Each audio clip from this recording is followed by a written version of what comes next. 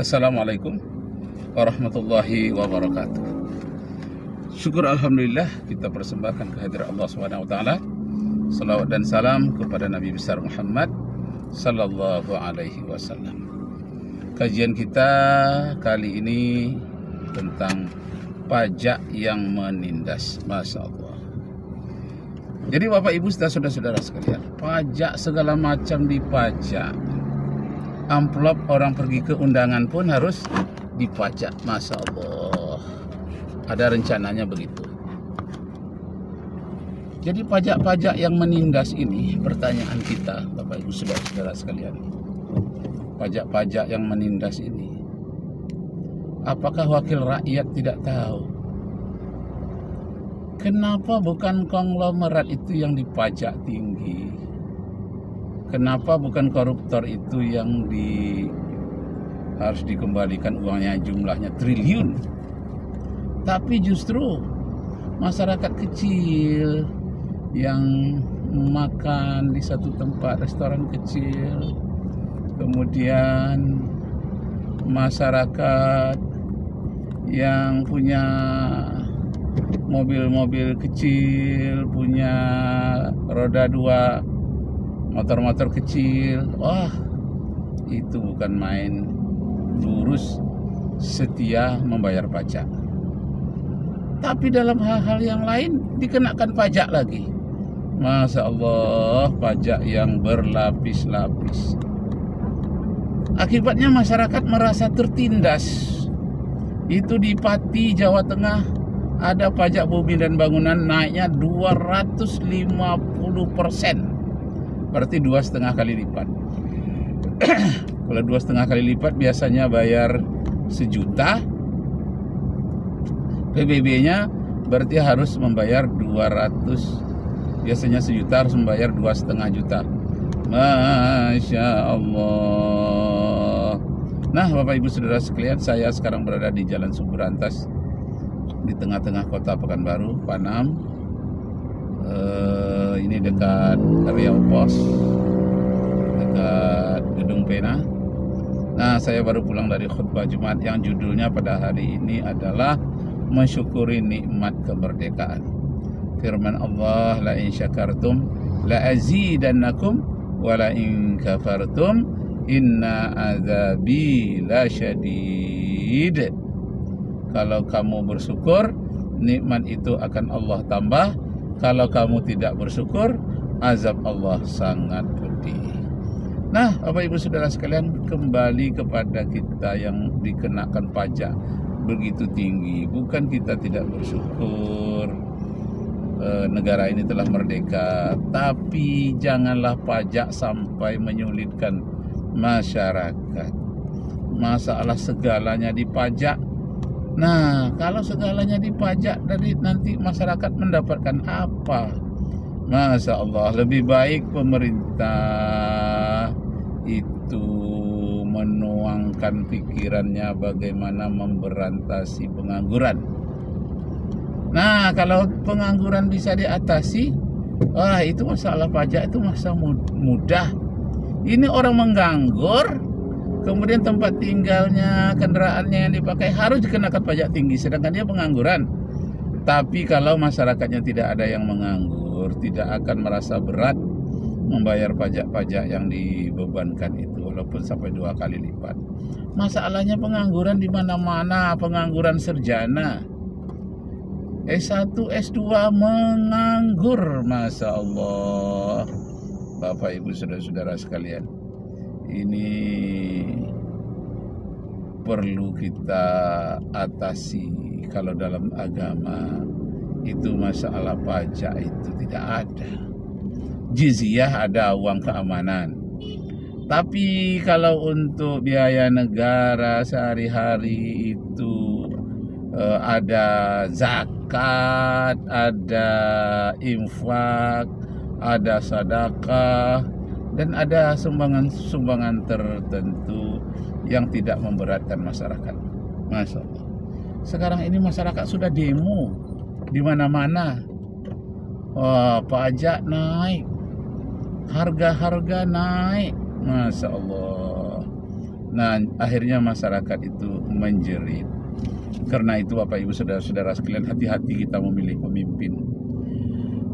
Jangan terpilih kepada pemimpin yang hanya pandai menaikkan pajak.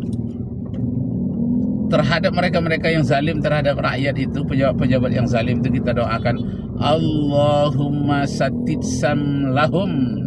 Ya Allah, pecah belahkanlah kekompakan mereka.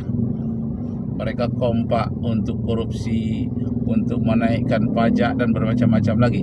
Allahumma satitsam lahum wa mazziq jam'ahum, dan pecah belahkanlah kekuatan mereka. Karena mereka bersatu antara pejabat, pengusaha, penguasa, dan kemudian orang-orang pinter, orang-orang yang punya modal, orang-orang yang khianat, orang rakus, para pejudi. Mereka berkumpul bagaimana bisa menguras kekayaan negara. Akibatnya yang kaya makin kaya, yang miskin makin miskin. The rich get poor, richer. The poor get more children. Orang yang kaya bertambah terus hartanya, orang yang miskin bertambah terus anaknya. The rich gets poor, get more richer. The rich gets more richer. The poor get more children. Orang kaya bertambah kekayaannya, orang yang miskin bertambah anaknya. Allahu Akbar. Allahu Akbar. Allahu Akbar. Allahu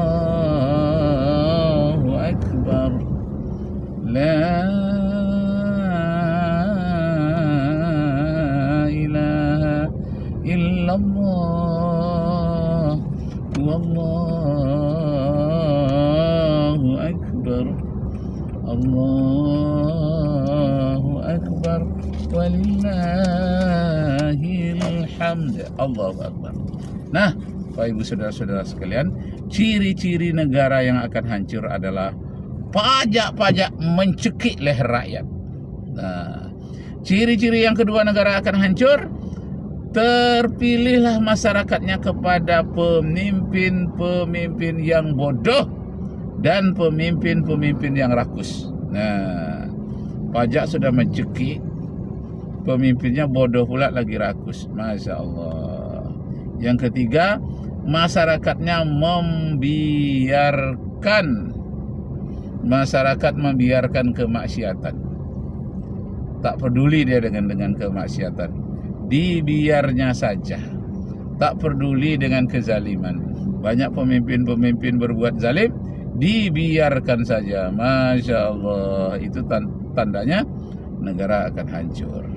Padahal hadis Nabi mengatakan, man ra'a minkum munkaran falyughayyirhu biyadihi.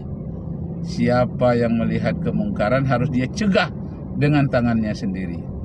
Wa illam yastati', jika tidak mampu mencegah dengan tangan, fa bilisanihi, hendaklah cegah dengan mulutmu, dengan keras. Hei, hentikan itu korupsi, hentikan pajak yang terlalu tinggi, hentikan memilih pemimpin-pemimpin yang bodoh dan pemimpin-pemimpin yang rakus. Koruptor-koruptor itu harus ditangkap, dicebloskan ke penjara, nah, atau diberikan kepada kumpulan buaya, masukkan ke kolam buaya. Masya Allah, kenyang juga buaya itu, ada ribuan kok koruptor di Indonesia ini. Allahu Akbar. Sogok menyogok harus dijauhi. Malah ingin jadi pemimpin, ingin dapat jabatan malah menyogok. Qala Rasulullah sallallahu alaihi wasallam, la'anallahu ar-rasi wal murtasi wallazi yamsi bainahuma. Dikutuklah oleh Allah orang yang menyogok dan orang menjadi perantara sogok, dan orang yang berkongsi keduanya, melakukan keduanya. Di dalam hadis lain dinyatakan ar-rasi wal murtasi finnar. yang menyogok dan penerima sogok di dalam neraka. Allahu Akbar, Allahu Akbar. Nah, Bapak Ibu saudara-saudara sekalian, kalau ditanyakan kepada orang yang menerima sogok, kamu menyogok ya? Tidak, itu apa? Itu hanya uang wasmir, itu hanya uang rokok dan bermacam-macam istilah untuk menghindari kata-kata menyogok. Padahal itu korupsi semuanya. Na'udzubillahi min dzalik. Na'udzubillahi min dzalik. Nah, Bapak Ibu saudara-saudara sekalian, di dalam hadis Nabi dinyatakan, ya'ti 'alan nasi zamanun la yuballiyal mar'u aina akhadha maluhu am minal halal am minal haram. Akan datang suatu masa nanti kepada manusia, dia tidak peduli lagi dari mana mendapatkan hartanya, dengan cara yang halal atau cara yang haram. Masya Allah. Halal haram tak peduli, yang penting dapat. Mencari yang haram aja susah, apalagi yang halal katanya. Itu berarti sudah pola pikir binatang, hilang moralnya, hilang etikanya. Na'udzubillahi min dzalik. Nah, demikianlah Bapak Ibu saudara-saudara sekalian, kita sudah sampai ke tempat tujuan. Semoga Allah Subhanahu wa taala meridai kita semua. Amin ya rabbal alamin. Arju minkum afwan in wajadtum fiha khata'at. Wabillahi taufiq wal hidayah. Wassalamu alaikum warahmatullahi wabarakatuh. Allahu akbar. Allahu akbar. Walillahil hamd. Allahu akbar. فمن كان يرجو لقاء ربه فليعمل عملا